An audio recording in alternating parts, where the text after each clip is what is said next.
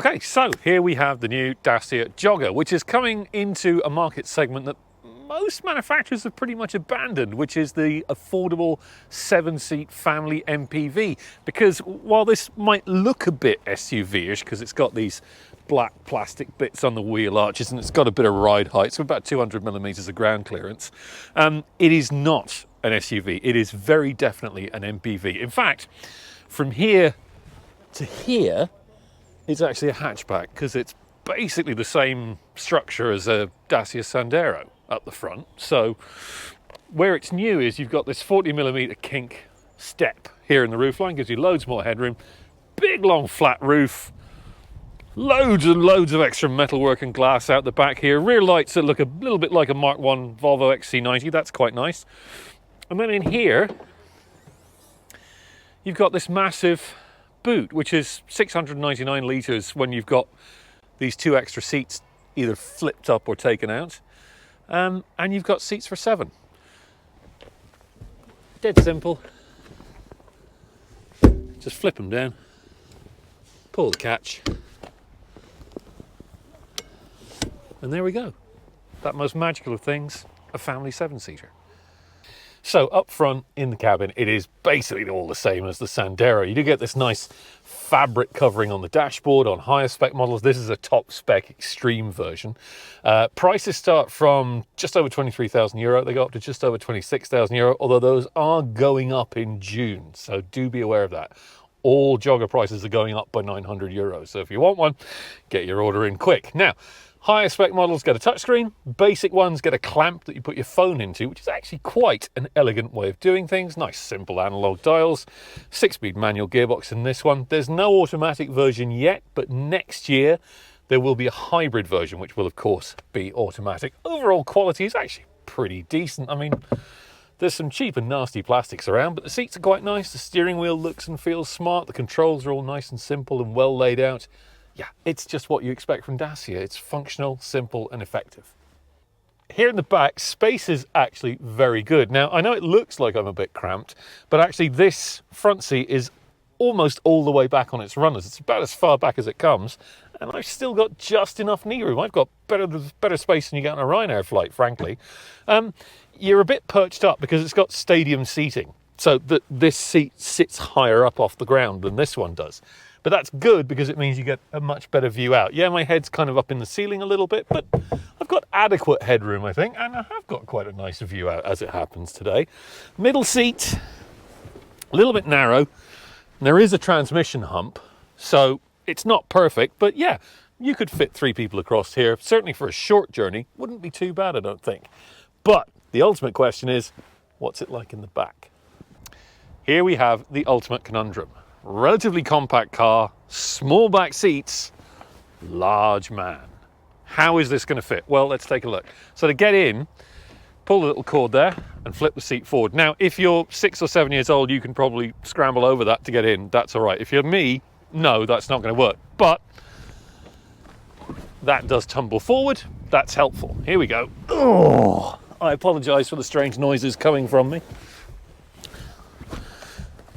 Well, I tell you what, that's sticking in my back. There we go, that's better. That's not bad. I'm actually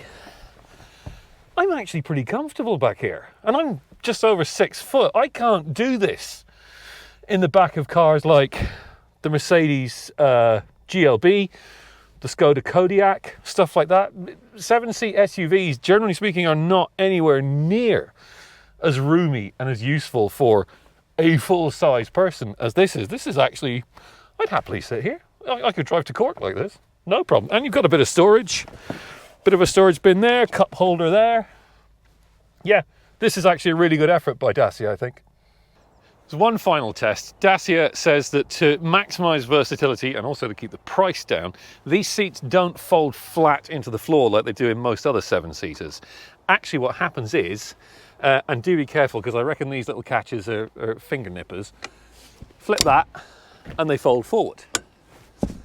Like that. Not flat into the floor, but you still increase your load space. If you want flat floor, pull this cord and then they flip up like this. There we go.